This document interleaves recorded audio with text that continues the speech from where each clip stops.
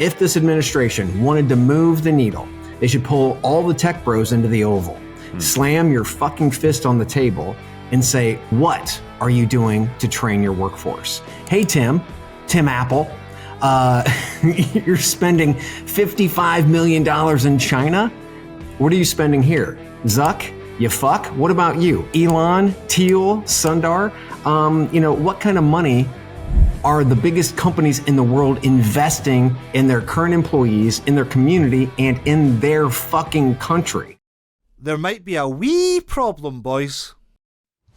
Hide your kids. Lock the doors. You're listening to HR's most dangerous podcast. Chad Sowash and Joel Cheeseman are here to punch the recruiting industry right where it hurts. Complete with breaking news, brash opinion, and loads of snark. Buckle up, boys and girls. It's time for the Chad and Cheese Podcast. Oh, yeah. This podcast ain't for everybody. Only the sexy people. Hey, boys and girls. This is the Chad and Cheese Podcast. I'm your co-host, Joel. Make a deal for me, Cheeseman. This is Chad. Be kind, rewind, Sowash. And on this episode, iCIMS is under fire. Deel extinguishes a fire.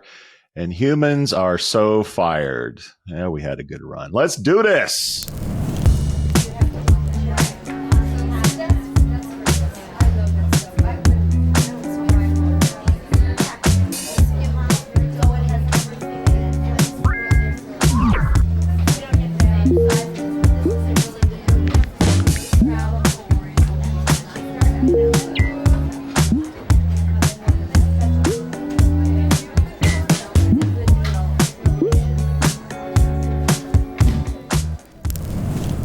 We had a good run. God, I hope your son doesn't listen to this. We this. look like the most disjointed sports podcast in the world. Oh, yeah? Like, okay. for everybody listening, you can go check it out on YouTube when we publish it. Joel's got our new 2025 Fantasy Football League jerseys on. These are the best. I haven't even been able to put mine on this wonderful frame yet, although when I get home, cry in your Portuguese beach of choice. Look at this, baby. Look at this. I've got my Porto. I'm not a big Porto fan, but if you can see the back, it's a Jota jersey. Yeah, it's a Jota jersey. Had to get it. It was the only Portuguese team, I believe, the only Portuguese team he played for, at least in the A Liga. Yeah. But anyway, we look good, man. We look good. We look good. Back to how did Cole look? Good to have you back. Yeah. So, took my firstborn to college this week on Tuesday. My ex-wife and wife and I helped him move into the dorm at Indiana University. Nice. It was a bit emotional for me. I cried on the inside, but not, I didn't let him see me cry. It's okay these days, Joel. It's okay. You can cry. Yeah. It's, and a lot of people our age are putting shit on social, kids going to college and things like that. So, it's sort of equal parts. You're really proud of what they've done, where they're going. They're starting this new chapter in their life, but it's also a very bittersweet moment in that you're saying goodbye, kind of, to a kid. Like for that part of their life is now over. Fortunately, I have two more that are still a pain in my ass, but for one of them, it's gone. And you just kind of worry as a parent, like, are they going to be okay? And they're in the big bad world now. I'm not there to sort of be a support system. So anyway, super happy for him. Super great school and campus. I hope that he excels and engages and finishes. Maybe first and foremost finishes, and he'll be on to his life. But it's a moment for sure. He's like, what, 2 hours from you now? I mean, he's not that far away, which is nice, because just in case shit goes sideways, dad can be there in no time whatsoever. You don't have to pop on a flight or nothing like that. So that's good. Yeah. And for those of us in Indiana, 69 opening up has been really nice to get down to Bloomington. Yeah. So what does it take now then? How long? I mean, so I'm on the far north side of Indy, more or less. Right. So it's probably 2 hours. but Okay, would have taken not bad. 2.5 Not bad. easily Yeah. at the old system, the old road. Don't worry, Cole. When Uncle Chad is in Indiana, it's only 45 minutes, so you can always call the bat phone, and I'll be there. You know that. Uncle Chad is there too. You need a wingman? I'm there for you, brother. So, okay. So I think he's okay. How was the European show? Stephen McGrath, I'm a little bit bummed that the first time our favorite Scott comes on the show and I'm not even on it. So it's kind of apropos, though. I mean, it is kind of apropos. Yeah, it is. I mean, because you can't have that much sexy on one podcast. You gave Adam Gordon, the golf clap, and this is just coming back around as a. But no, he did a really good job. He had fun, and can't wait to have him on stage with us in Nashville. We'll talk more about that in weeks to come. But yes, we've got some big stuff happening. Around Nashville, and even Louisville, San Francisco, San Diego, Dallas. We got a lot of shit coming up, so we're pretty stoked. Stoked. And you posted something from our friend Toby Dayton at Link Up recently. Is he okay? Can we check on him? He's so mild mannered, and ever since Trump took office, he's been dropping grenades everywhere. I just want to check on him, make sure he's okay. Yeah, no, we should. He's probably in a safe room right now. But I mean, it's hard when you look at numbers in the economy and you do what Toby does, right? And we being on the show with him for a year doing the jobs numbers before they got acquired, and he's got the money pit in the sky. He's really close to this stuff. So I can't imagine how hard it would be to divorce yourself from watching an economy really on the verge of collapsing. Because that's pretty much what all the indicators are looking at right now. So how the fuck do we come out of this? And the tariffs are literally just starting. We haven't even felt that yet. And the BLS, he was obviously upset about if the numbers aren't real, or we can't trust the numbers, like we got a problem. And he knows data. He's the big dog of data. And when he sees that the federal government is saying, like, let's mess with the numbers, to quote Mark Twain, there are lies, damn lies, and statistics. And that is coming true in the numbers. I mean, if people can't trust them, we have a real problem. So if you're out there, Toby, give us a shout out. Let us know you're okay. Yeah. I don't know. We'll send you a jersey or something. Yeah. Send us a smoke flare or smoke signal or something like that. If you're not okay, some type of flare would be good. We just want to make sure football season's around the corner, and he's a big Vikings fan, so maybe that'll help calm him down a little bit. We shall see. Thinking of you, Toby. Thinking of you, man. Thinking of you. Is it time for shout out? It is time for shout out. Sponsored by our friends up north. Kiora, that's text recruiting made simple and affordable. Take off, will you? We're doing our movie. Don't wreck our show, you hoser. Here at the Chad G's podcast, one thing that we love is obviously you watching, but also like and subscribe. I'm going to go first because this one's kind of fun. My shout out is to Relocation. So a cherry tomato sized ball of flame crashed through the roof of an Atlanta home in June, which was classified as a meteorite 20 million years older than the planet Earth. And kids, the planet Earth is estimated to be 4.5 billion years old. So this is 20 million years older. Anyway, think about that. 20 million years older than the Earth. And it chose its final resting place, its relocation place, Atlanta.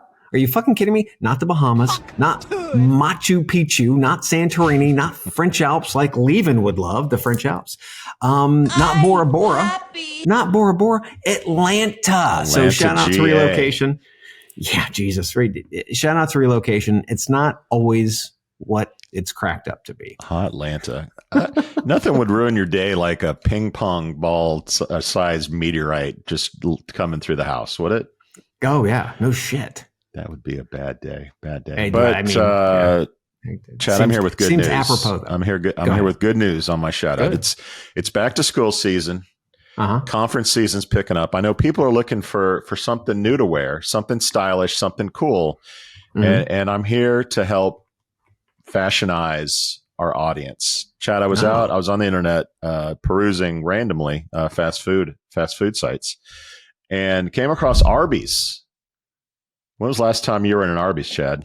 We have the meat. A decade, maybe. A decade? Okay. Well, you're missing out because if you head out to arbysshop.com, no way, you can outfit yourself and get a whole plethora of fun stuff. So here's just a sampling, Chad. You can get a hat that just says beef. Just says beef. Nothing else, just a hat that says beef. That's all you need. They have polo shirts with curly fries on them and beef and cheddars. There's a 10-gallon hat. Now, who can't use a 10-gallon hat for that back-to-school attire? But it's more than just clothes, Chad. No. It's more than just clothes. They have wrapping paper that looks like roast beef. So if you want your Christmas tree to really look good this year, put some roast beef wrapping paper on those gifts. And by the way, they have a Christmas skirt with meat, various meats and deli meats on the actual tree skirt. They have Christmas ornaments, of course. They have a Jamaica Shake bath bomb. I know you love a good bath bomb, Chad. Why not coat yourself in a Jamaica Shake sense? And here's one Julie would love sporting on the streets of Portugal, Chad. They have a T-shirt that says, quote, "Hot girls eat Arby's." That's right. Hot girls eat Arby's. Is there anything better than that? Shout out to Arby's. I'm feeling like a French dip right about now. Oh, everybody loves a French dip. That makes more sense then, because Laura Loomer actually tweeted out that Marjorie Taylor Greene had roast beef in her pants. Maybe she just meant that she was wearing roast beef pants. I don't know. Anyway, that is wrong even for our show, and that's saying something. That escalated quickly. That was a tweet from Laura Loomer. Anyway. None of that is free, but what is free, first and foremost, is we've got fantasy football. It's that time of year, kids, sponsored by our buddies over at Factory Fix. And they dude, first off, look at the jersey that Joel has. It won't stop. Look at that jersey that Joel has on. That is finely stitched. Factory Fix on it. It's got the Chad and Cheese logo, football logo. It's got Cheeseman on the back. 33 big Factory. That is fucking gorgeous. It is very and that nice. is above and beyond. And I also want to talk about something else. Ooh, more nice. above Factory and beyond. Fix The coaching hat. The 80s that coaching is cap. Fucking gorgeous. Okay, so we're going to go even above and beyond that. And I want all of, not just our sponsors, but also our future sponsors to watch this as well. Go ahead and roll that beautiful bean footage. There's poetry in each season made of sweat and strife. There's glory in the legends of this hard muscle life. And there's poetry in each season made of sweat and strife. Winds whisper of high hopes. Victories in the skies. A season awaits with glory in her eyes. One joins with many on summer's green field.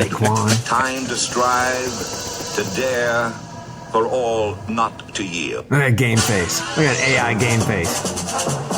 Very, very, very nice. Now, anybody who's ever been to Akron, to the NFL Football Hall of Fame, you know that voice. It's Canton, Chad. It's Canton, not Akron. Akron, Canton, whatever. You know that voice from NFL films. Freaking awesome.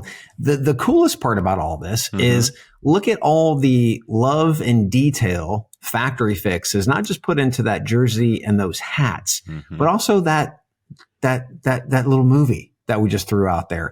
These are great promotional pieces. And we're just talking about fucking fantasy football. I mean, big applause to the team over at Factory Fix. I mean, come on.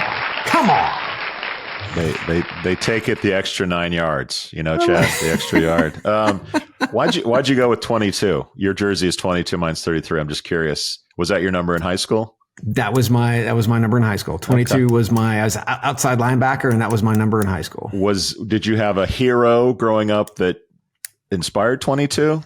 Because 22 wasn't really a linebacker number. No, it wasn't. It wasn't. I actually started, and you know that in the U.S. we start playing football very young. And when I was young, that was just the first number that was given to me. And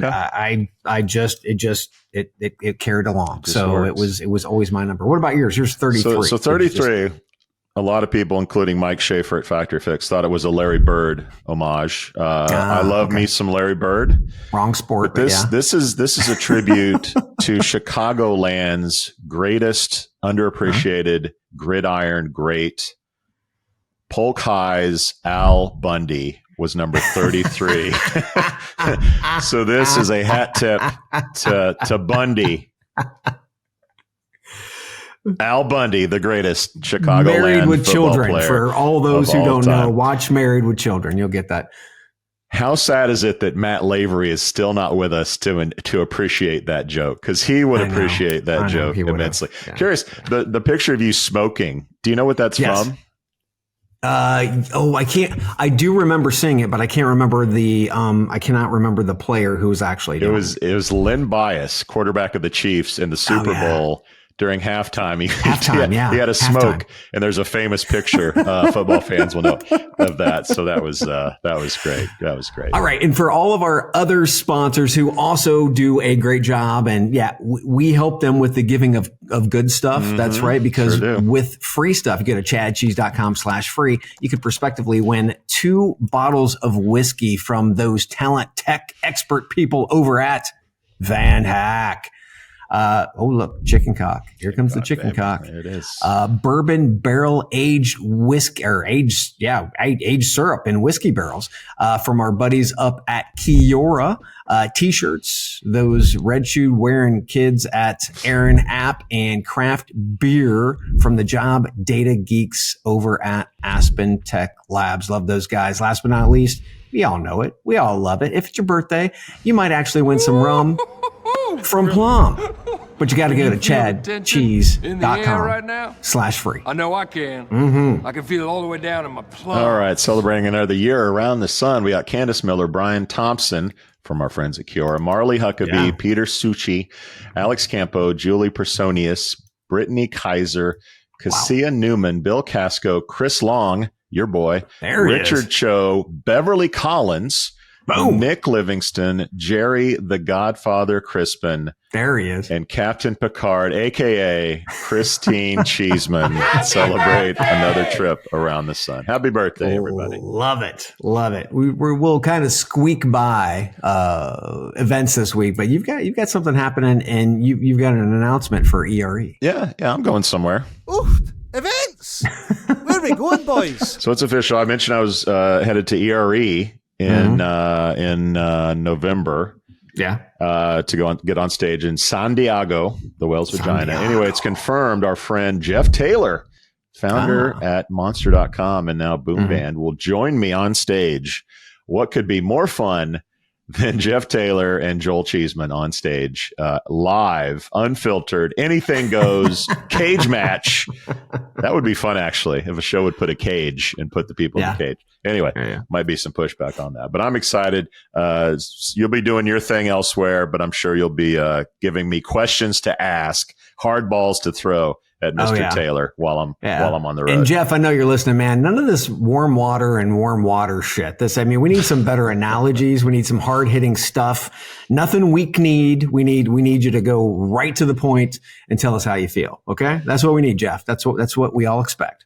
Jeff needs to bring the heat, is what you're saying. He needs to bring fucking heat. He needs to bring the blimp. He needs to bring some blimp-sized attitude on stage at ERE. Some water skiing behind the blimp attitude. Yes. That's right. Yes. Speaking Which of he was attitude, in the Chad, Guinness Book of World Records for, by the way. It's fantasy football time, Chad. There's about a week left to sign up for a chance to play with us. We've got a lot of people interested. A lot of people want a piece of that chain. Chain. Everybody wants the chain. Nobody wants to finish last. Adam Gordon. Nobody wants that last place finish. So if you have a week left to sign up, our friends at Factory Fix are pulling out all the stops, as Chad said. Go out to chadcheese.com, click the link, hit us up on social media to sign up. But time is running out, and pretty soon we'll be listing the draft grades and who the players are for this year's fantasy football. I can't wait. Here we go. Wait, frankly. I can't wait.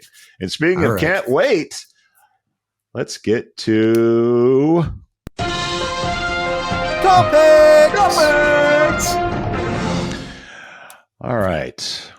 A job applicant is suing SiriusXM Radio for alleged racial discrimination in its AI hiring technology, powered by iCIMS as its ATS, by the way. The plaintiff, Arshan Harper, claims the AI tool, which evaluated candidates based on data points like education and address, perpetrated past bias and disqualified him for qualified positions. As for iCIMS, they said in a statement, quote, "We can share that the customer reference does not use iCIMS AI or machine learning for applicant screening and matching." Chad, you're hot on this one. Your thoughts?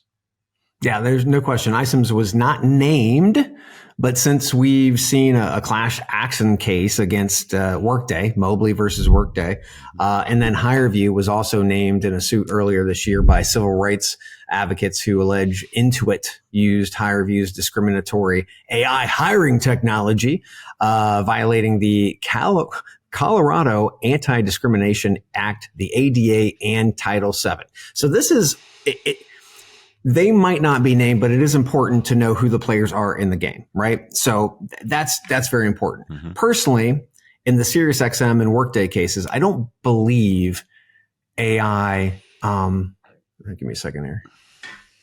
Weird.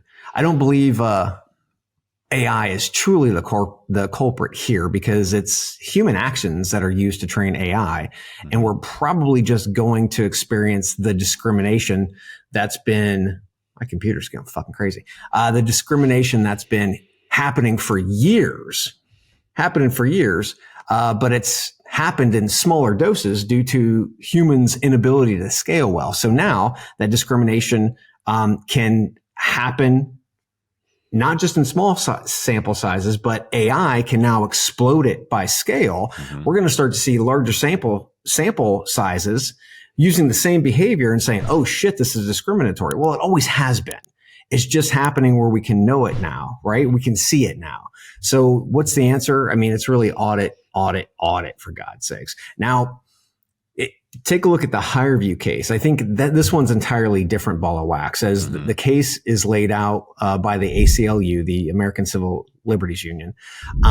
This is on the website. Quote, DK, who's the claimant, is an indigenous and deaf woman who is currently pursuing a master's degree in data science. She communicates using American Sign Language, ASL, and speaks English with a deaf accent. Since 2019, DK has held seasonal roles for Intuit. So she's worked for Intuit, receiving positive supervisor feedback and bonuses every single year, end quote. So why is this a problem?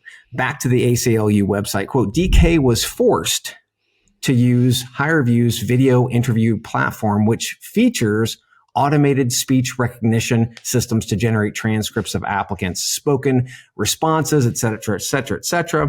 The problem is she was not provided an accommodation to be able to go through another process. She had to go through this process, and she's deaf, right?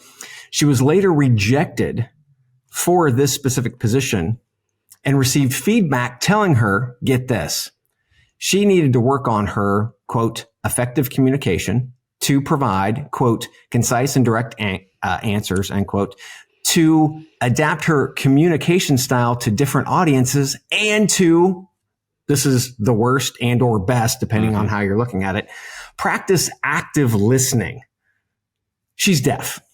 She needs to practice her active listening. Last but not least, practitioners, no matter what tech they're using, should be focusing on the process first and then AI. Again, I doubt the AI is the problem in many of these cases. It's already discriminatory, but it's the processes, human behaviors, and protocols that we need to really focus on. So again, audit. That's all I got. We're going to see a lot of this, though. You're not going to fall for the banana in the tailpipe? So last week we talked about the reemergence of newspaper ads, and I should have put threat of AI lawsuit as part of the resurgence of newspaper ads.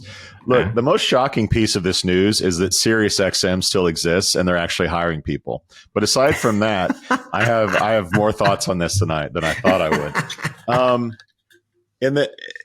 In the old days, and maybe it's time for a history lesson. Time for a history lesson. People would apply, and if they thought they were discriminated against, it was sort of like he said, she said. Okay, right. Who saw the resume? Who interviewed you? How was the process done in the company? You had to have multiple people that were maybe of color, maybe a sex, or something. That there was a trend of all of these people of this similar whatever of this minority was discriminated against, and it was very hard to do. Now, this guy alone can apply 150 times, different email addresses, saying, like he can change certain things up. He alone can hope to prove that he was discriminated against based on just what that one person did. AI has made it scalable to create lawsuits like this by doing things like applying with different things, but having that one thing is the same. In this case, I think it was the education and being a historically black college, if I'm reading the case right, that tipped him off that it was a case. To your point, this is not some evil AI. This is people training the AI to do this. But in the old days, it was really hard to prove because it was behind the company wall. Now it's out in the open that people can leverage the technology and then prove through the technology that something is going on. I don't know if he's going to win this case. He did get one interview. I think the company at least has that to fall back on. But we'll see. These cases, whether it's Workday, this is going to set a precedence for companies going forward and vendors going forward that is either going to really set this industry back or it's going to free it up to run. To your case, the audit system, there'll be audit. We have Fair Now. We have Warden AI and others are going to come around.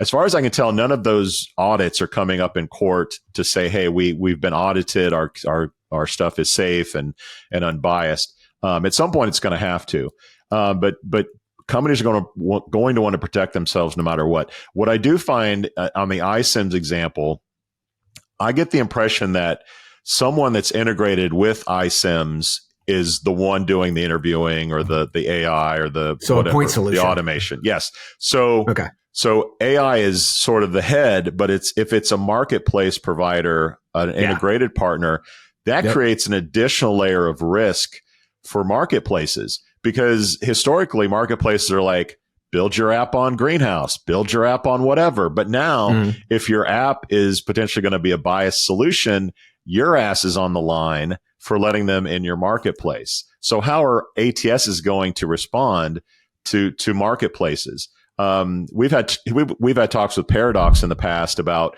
why don't you have a marketplace, and they are much more partner focused, where they sort of vet the partner, they know who they are. It's not just free for all to build apps on the marketplace. So I think that's going to be a really interesting piece of this.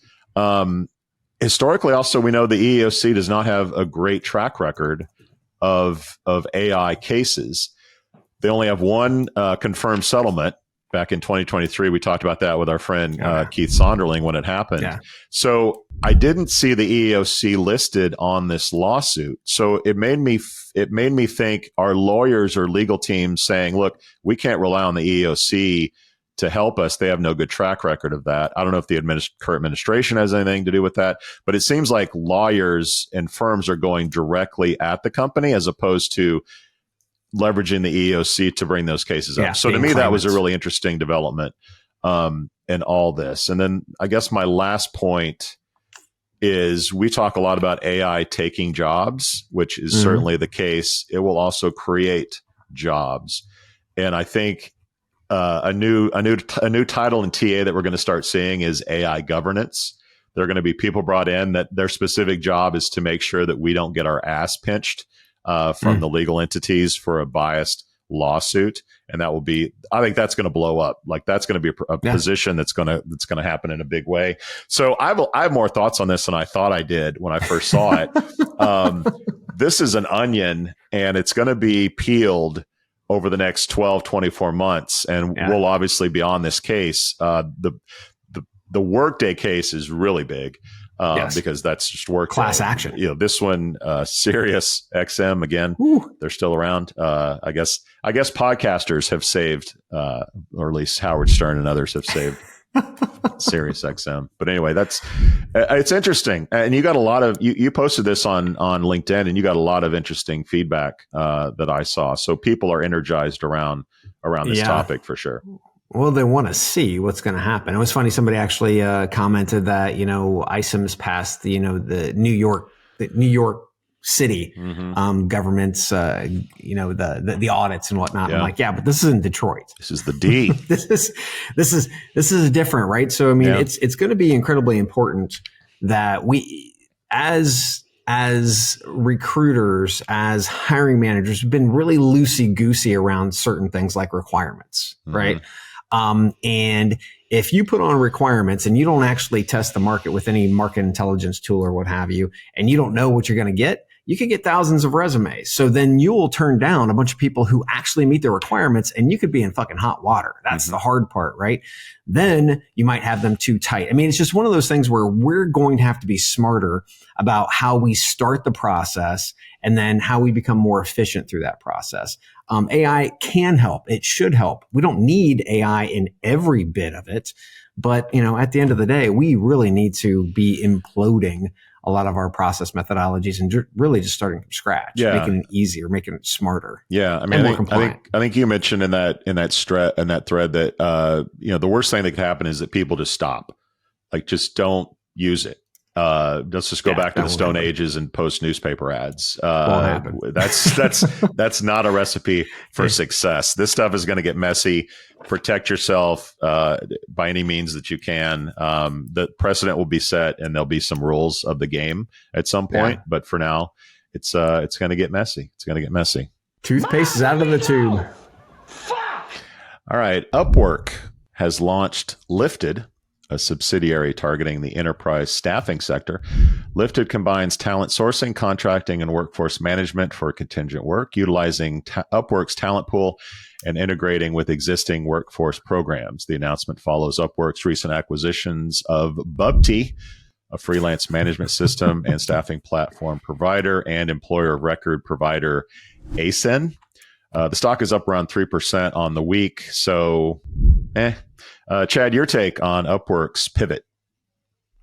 Yeah, I think this is, more traditional staffing model being under attack, and deservedly so. It's old, it's slow, and it needs to be reinvented. And the first major attacker isn't Upwork.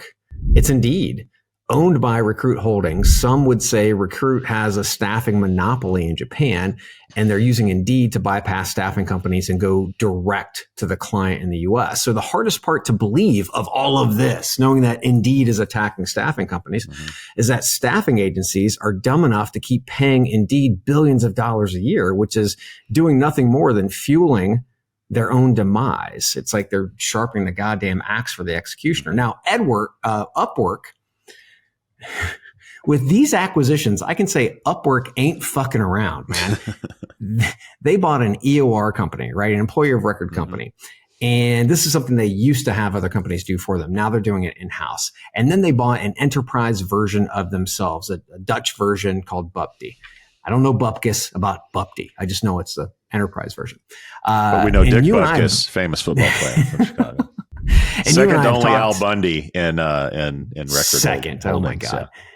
We've talked about EOR companies on this show for years now, and easily it could be the new staffing model. And before Deel and Rippling started their feud, and we cast them as the best suited to really upend the staffing market, because obviously they're on the payroll side, cross borders. I mean, they're just doing everything. Now they're going up to the top of the funnel, which means they can help companies through the entire talent life cycle, which is pretty exciting, but also scary if you're a staffing firm.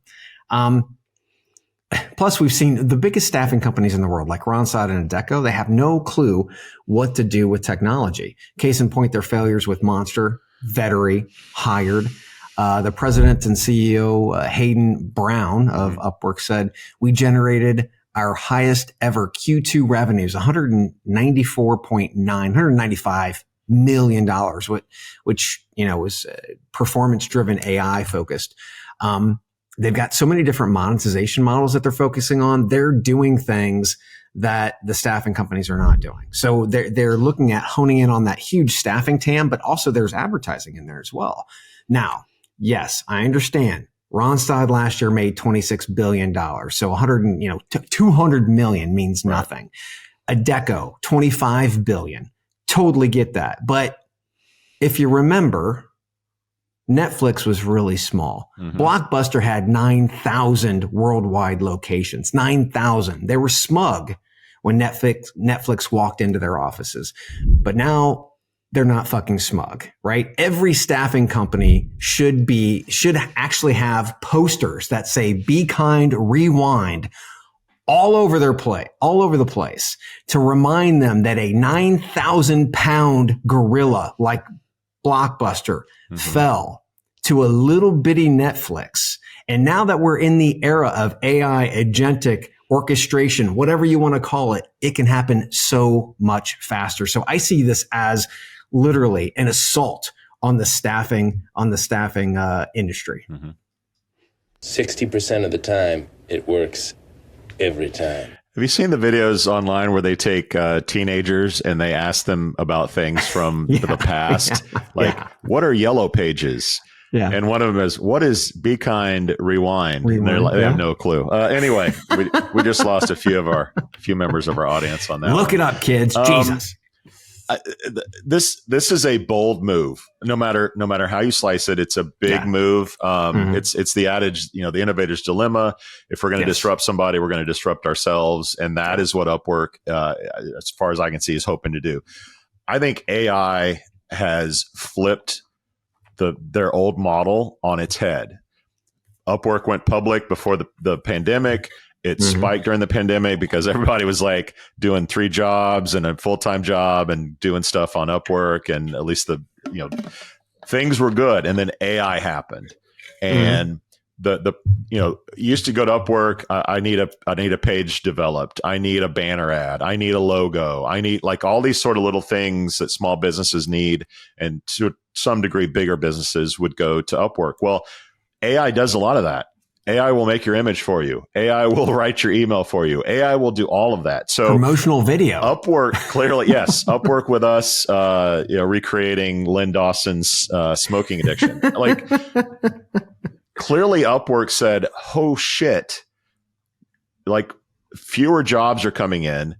We have fewer contractor freelancers that can charge what they used to charge. So we're making less money on fewer jobs. I think this was a desperation move to say, look, we have to take a huge swing here or else we're going to be out of business in 10 years. And that's what this whole thing is. They're taking a swing not only at staffing, from my perspective, they're going after the Deals of the world, the bigger companies. This is a $650 billion market.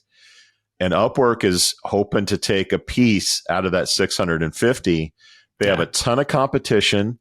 They do have some name recognition. They do have, according to their website, 25,000 companies that use the service or have used the service, the Upwork, not the Lifted. So they're making a play for a really big market. Time will tell if it Upworks. If it Upworks, I don't know. But this is a big swing, and I got to applaud them to do this. I mean, Indeed's taking big swings. These guys, these are desperate times for a lot of companies, and they're putting their money where their mouth is and making big moves. I can't hate it. I can't hate it. And we're starting to see staffing companies. Actually saw a report today that Hayes, big staffing company, I believe just in Europe, took a huge hit. And that's going to happen. What happened when Indeed actually overtook Monster and CareerBuilder? We had a huge market hit, right? We had the financial collapse in 2008. That's an opportunity for these new companies really to reinvent an industry. Is this the time? That's the question. Yeah.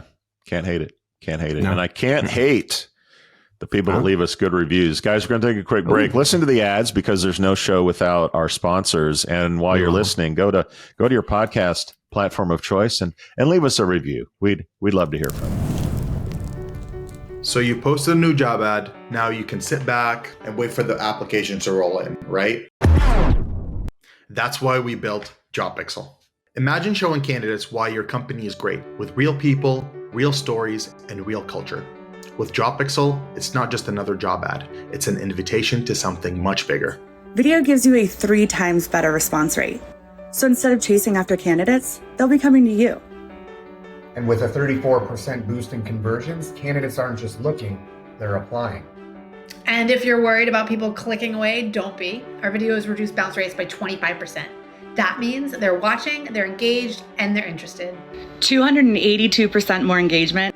Yeah, you're gonna need a bigger inbox. Finding the right candidate is tough, but with JobPixel, it doesn't have to be. Show your company's authentic story, and the candidates will follow. Let's make recruiting fun again, because honestly, it could use some help. Do you want to see how JobPixel can save you time and money while achieving your KPIs? Schedule a demo today.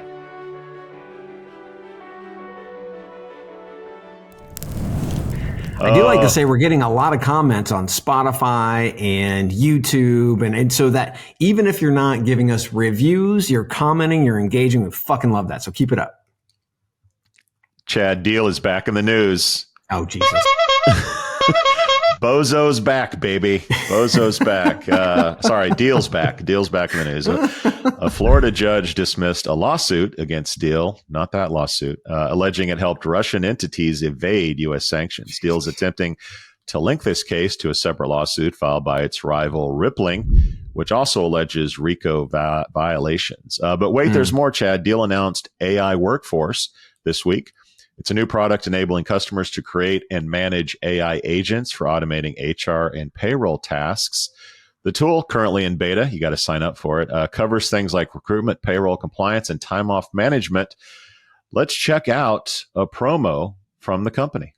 What if everyone in your team had an extra set of hands? Oh, Jesus. Okay, maybe not exactly like that's that. Creepy Introducing Deel AI Workforce. Now you can add AI teammates that know the job from day one. Oh, that's creepy. They work alongside anyone in any role, taking on the tasks that slow you down. Approving time off, checking payroll, sorting procurement, and the hundreds of other jobs that pile up every week. Always accurate, always on time, and the best part, you can see exactly how much time and effort they save, freeing up your people to do what only they can do. Because with an AI agent, your team isn't just working harder, they're working smarter. HR has never had a team quite like this. Whew, I mean, what the hell does that mean? Does it feel as creepy to you as it does to me? Where they're actually they're creating like a second you. I mean, the whole cloning thing. I mean, to me, it's just. I mean, I wasn't hating the twin redheads, but maybe that was just my own personal bias. What stood out to me on that video? Yeah. Did you see anyone over 40? Did you see anyone that looked over 40? There was not a gray hair on any of the age employees. Discrimination already. Deal. Good job. Mo is going to be on this like a pit bull on a bologna sandwich. Get him, Mo. That stood out to me. But what are your thoughts about the news and the lawsuit and Deel's back? Well, first the agents. See our last segment, right? We talk about Deel, Rippling, Upwork. Indeed, I mean, all of these companies, right? They're all going after a much larger TAM, and staffing's a part of that TAM now. They're moving up, right?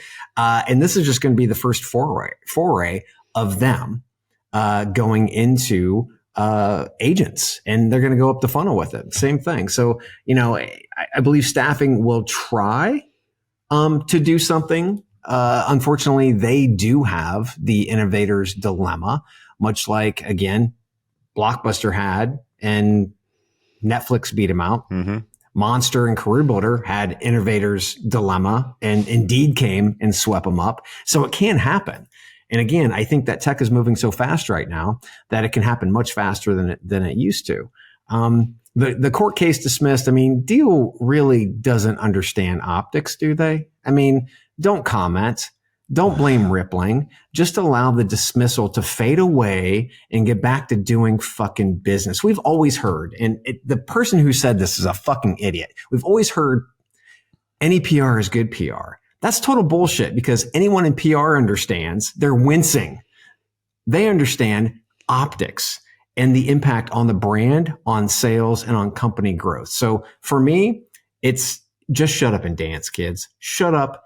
Get back to business. So you get nothing. Get back to business. You lose. Good day, sir. Ridiculous. They're spinning it as a PR move for sure. Look, they're getting calls from customers and prospects. Drama. What's this lawsuit shit? What's going on? They're going to spin this to customers and prospects of like, did you see the court case got thrown out? And they're going to try to like wrap it in some rippling lawsuit. So the customers just go, oh, the lawsuit's over. Like it's all good, but it has nothing to do with the rippling case. It's just another court case that Deel has to deal with. I love the Mean Girls component to this. Like Rippling CEO, Parker Conrad, our favorite, he's on Twitter. He said, quote, he tweeted, quote, this litigation has nothing to do with Rippling. We're not party to it, did not fund it. And then he's also calling out CEO Alex and his father, who is chairman and CFO, Philip Bouaziz, and saying that they're both going to go down when the truth comes out, et cetera. and then there's this whole like our boy Keith O'Brien over in Dublin, who said that he was getting harassed by I don't know, people watching him.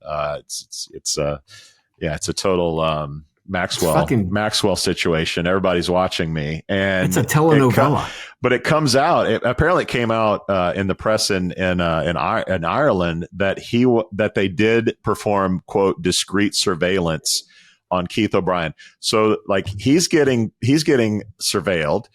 Yeah. There's a Twitter war. Like this is just Mean Girls to the hilt, and I'm here for it. I think it's hilarious. I can't believe that these companies make so much money and have like so much money in the bank. So that's fun to watch. I also think that with Upwork making the move to go sort of this route and as a public company, we're going to see more of what that business has entail for Deel and Rippling when they go public. This is sort of a little bit of a window into what that kind of business is going to do on the public markets, but I digress.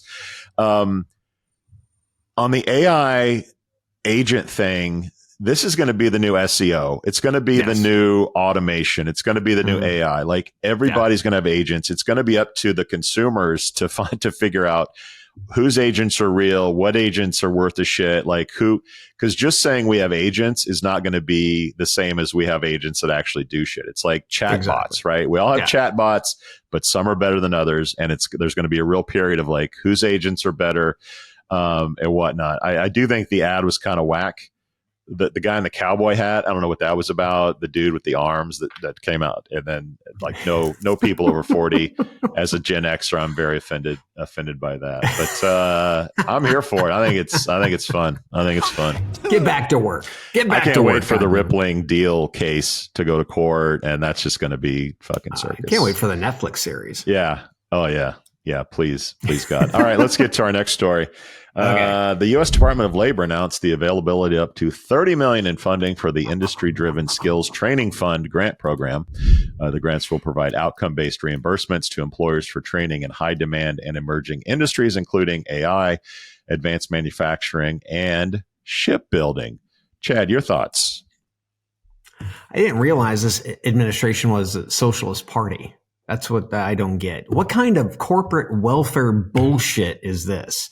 Apple spends $55 billion in China every single fucking year, and they've trained 28 million employees in China. 28 million. If you need more background to check out, just go ahead and you can see we did interview Patrick McGee, who's the author of Apple in China. That gives you a little bit deeper dive. But if this administration, Keith, listen up, buddy. If this administration wanted to move the needle, they should pull all the tech bros into the Oval, slam your fucking fist on the table and say, where or what are you doing to train your workforce? Hey, Tim Apple, you're spending $55 million in China. What are you spending here? Zuck, you fuck. What about you? Elon, Deel, Sundar? What kind of money are the biggest companies in the world investing in their current employees, in their community, and in their fucking country? Mm-hmm. That's a baller move. This is not a baller move. A pissant, $30 million.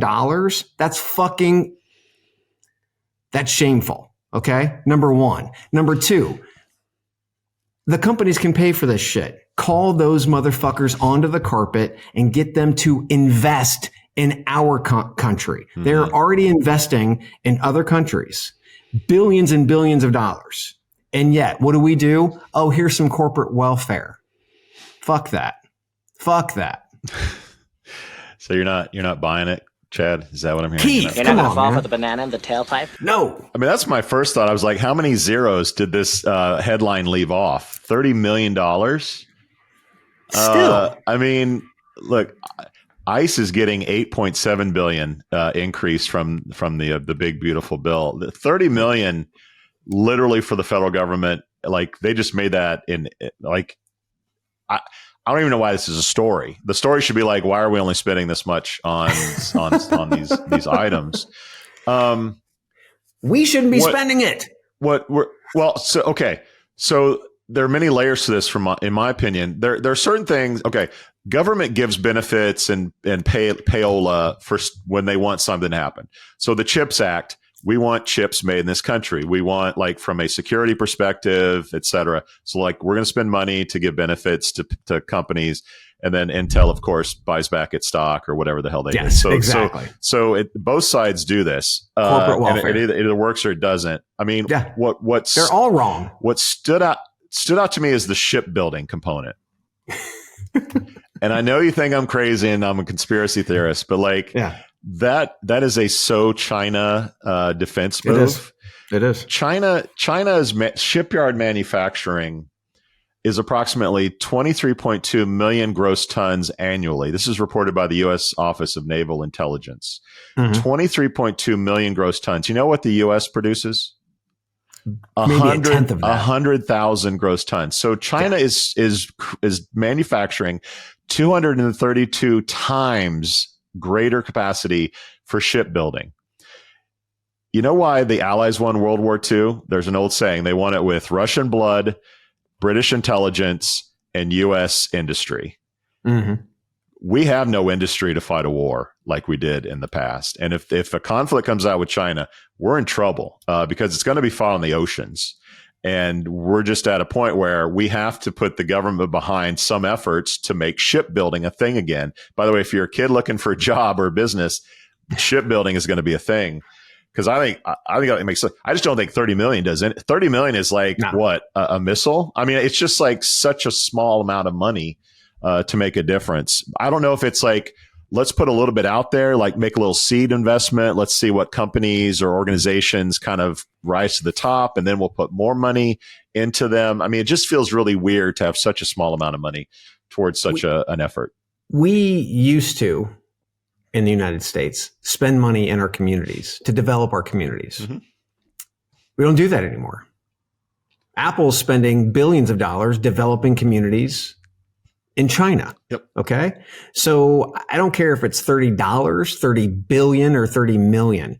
That shouldn't be something that the US spends. We should demand that fucking companies, the tech bros, are spending that kind of cash here, right? They trained 28 million employees, Apple employees, during the time that they've been there. How many employees have they trained here? I want to see those numbers here, right? In the US. So anyway, I don't think that is a responsibility of the United States. I think we have bigger things to do. We have moonshots to deal with, right? We have internets to build. We have lasers. We've got all the big shit, right? Not this. This is really just So if Tim Apple showed up at your house with $1 million worth of gold, would you change your mind about Apple? Would you change your mind? No. I mean, first and foremost, I'm in a good position. I'm saying that rhetorically. I know you it'd would. be great. It'd be great. But no. That's the game we play now. Here's $1 million worth of gold. Look the other way. Unfortunately, we're gonna start making shit in India. So look the other way. All right, guys. If you haven't subscribed to our YouTube channel, you don't see things like this jersey. You don't see the videos that we're sharing with you. All the goodness. The Chads. I don't know. Chad's got so much just Chadness going on. Was it the Chad? I don't know what else to tell you. But subscribe to our YouTube channel. We'll be right back. At Shaker Recruitment Marketing, our comprehensive services include branding, talent attraction, MarTech, and analytics, empowering you to achieve your recruitment marketing goals. We believe in doing things the right way, delivering the right message through the right activation, achieving the right conversion.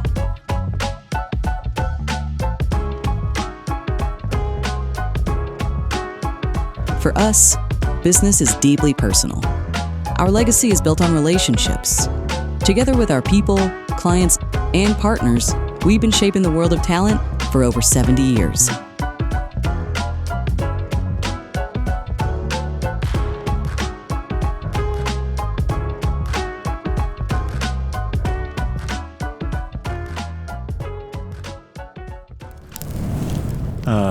Humans are so fucked, Chad.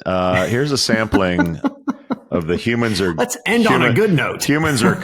Oh, the dad joke is a good note. Okay, here's a sampling of the humans are cooked news from the week. Number one, a startup called Micro One introduced Zara, a digitized, self-proclaimed quote world's best recruiter. Number two, move over human influencers meet VTubers. Virtual YouTubers are making their creators millions, powered exclusively with AI. And three, LinkedIn. Our friends continue to be a virtual playground for both job seekers and employers virtually, with one Inc.com writer saying he triggered a bot army. That's a robot army, Chad, a fake recruiter spamming him after just one interaction on a post.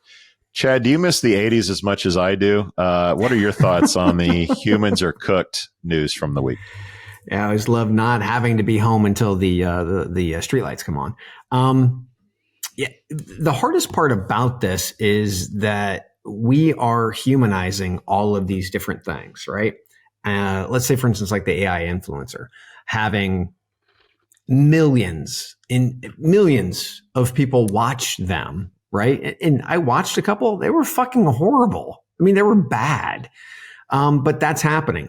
I kind of liken this to, which I always thought was crazy, when my kids would watch Minecraft videos on YouTube, right? Yeah. So it's almost like it's something that they're used to, watching somebody else do something on YouTube.